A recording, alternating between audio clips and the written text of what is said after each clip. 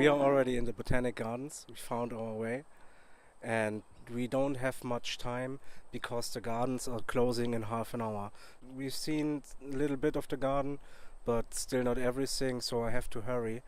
But I thought it would be right to explain you something about me and tell you a little bit my story and why it's not always easy in life and you have to make things happen. It's only you that can make a change in your life.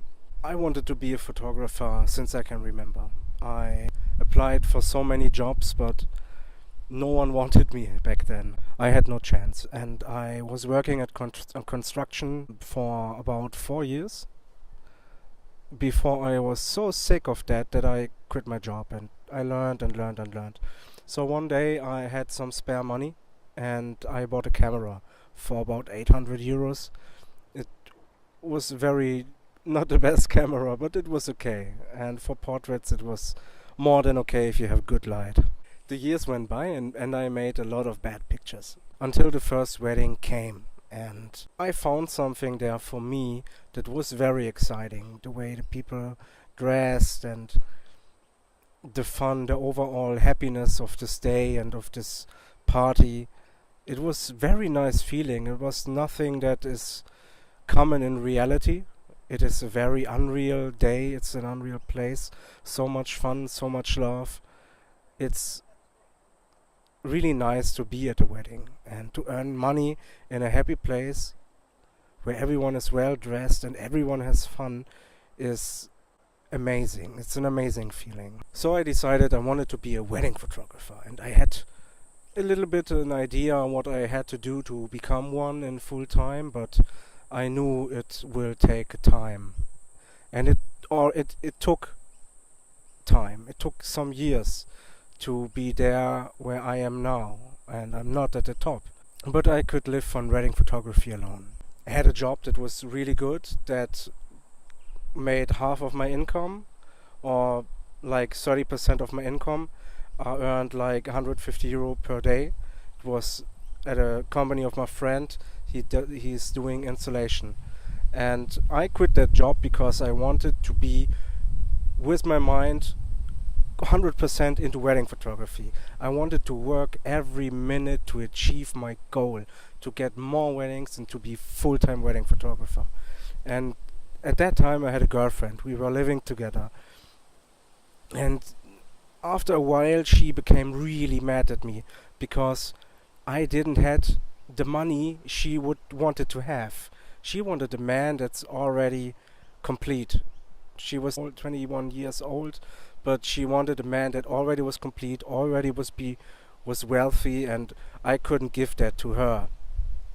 So she didn't treated me very well, and she was like, "You work so much and you don't earn money," and da da da da. She didn't believe in me and in my goals, and she said to me I should get a real job and earn more money. I mean, I was not broke. I had jobs. I could live from that. I was not the richest man in the world, but I could live from that, and I didn't had any worries. I had everything I needed to be happy. But she wanted more, and the trust I couldn't trust her anymore, so we broke up. I moved out of the house, get another apartment in another city that would bring me closer to my goals, and to be honest, I had nothing. I was at the very at the very bottom I could be in my life. I had a very big apartment that I could barely afford because I took what I could have, and I had like 70 square meters and only one bed. There was nothing more. There was only one bed and some polsters from the garden chairs. So I had nothing. But it was okay. I was happy. I could work more on my job, and sometimes it's good to have nothing and to start from the bottom again. About half a year later, my calendar was kind of full. It was not completely full. I could not live from that weddings, but my plan made so much progress. I guess it was fate, because 6 months later my calendar was very good booked for my situation. I had 10 weddings, and in that time I fell in love with my girlfriend I have now, and so I know she's loving me even if I have anything, because when I get to know her, I didn't had anything, but she's loving me for the man who I am, because I had goals, and I went for them, and now I almost reached them. And last year I had 22 weddings, so I could live from that. And this year I had my first real destination wedding out of Europe. I am in Australia, shot a wedding here, and it's very nice. My current girlfriend and me are together for like 2 years now, and we are building a business together in the wedding industry that I can work on when I not shoot weddings. So I have more work, make more money, and it's very nice. So everything turned out fine. What I wanted to say is that sometimes it's good to be at the bottom, and almost no one is starting from the top. But everything that don't kill you makes you harder. And it's everything that don't kill you makes you harder. So it's really good sometimes to have nothing. You can reach for higher goals. And now I will explore this very nice, lovely botanic garden. And when I'm at the top, when I see the sunset of the mountain, I will get back to you, and then I tell you how you can become a wedding photographer too.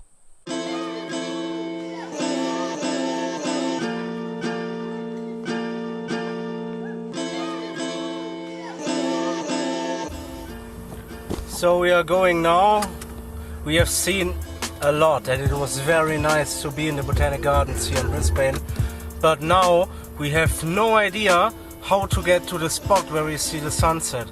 So maybe we have to walk very long again, but we have enough time. It should be like 1.5 or 2 hours until the sun drops down. So we check our navigation system and then we drive in the direction. See you later.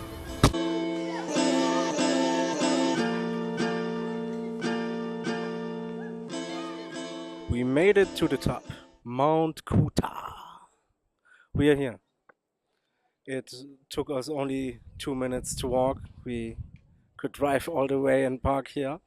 It was very convenient, easier than we thought. But now I'm going to tell you how to become a wedding photographer by yourself. So the first thing you have to master to become a wedding photographer is to master your camera. You will not use the camera in manual focus all the time, but in certain situations you have to, especially at party photography later in the night with flash. Before you can even think about shooting a wedding, you have to master your camera. In wedding photography you have to capture very important moments. When they are gone, they are gone. If you master your camera, you can make the settings blind. You don't have to even think about changing something. You know what aperture you need in what situation. If you do a portrait, if you do a photojournalistic shot, it's so important that you master your camera. You have only like 1 minute to set everything up, or half a minute to set everything up, because everything went wrong. Like sometimes at weddings it does go wrong, and you have to be flexible. You have to deliver. So that's why you need to master your camera. The next thing is you have to be very, very good with light. Most weddings will take place at noon, especially in Germany. At noon, when the sun is on top and you have the worst lighting situations you can have. So it is really, really important that you have a workaround that. There are different styles in wedding photography, and every wedding photographer has another approach. Me, for example, I really look for the open shade, and in the open shade I have even light on the face and everything looks good. I overexpose a little, and the background might blur out, but for me it's okay because it's the focus on the people are more important to me than the background. But there are other photographers that use another workaround and they use a flash. It's not. I hope someday it will die out in Germany. It's like Darwin and but there are still photographers that use flash in the sunlight and that also works. After you have mastered your camera, it is time to collect real reference experience. That's the thing nobody can take from you, and that is very important that you have, that you learn for yourself. If you are new to wedding photography and you have never shot a wedding before, I would highly suggest you to try to get a position as a second shooter for a photographer who's already experienced in weddings, and he can show you a little bit of his tricks. And don't imagine that you will be something like a second main photographer and do so much important shots. I don't think it will happen like that as so easily. I even have to think maybe you have to carry around a lot of stuff, maybe some film stocks and switching films and camera bags, or you have to carry some light stands or something. Every photographer has other needs to be fulfilled. But in general, you are there to help the photographer as much as you can so that the photographer can concentrate on his work and on his iconic shots that he wants to deliver to his clients. And while that, you have the opportunity to see a real professional in action. Maybe it's not the best photographer you can learn from, but it is a photographer you can learn from. And it's someone who is better than you. So take the advantage and do it. I would suggest you to do that so long until you are really confident that you could shoot your own wedding and don't. You have to be the best, but you have to have that feeling that it is okay. You have experienced every situation that can happen and you can get through it and you would deliver. Maybe not the best pictures, but you would deliver solid pictures. Be serious about it. Don't do any experiments. You have to deliver if you shoot a wedding. Until you got enough reference experience from assisting another wedding photographer, you could try to get your own first weddings. And I recommend to you highly to try to get the customers that don't have a very high budget for a wedding photographer.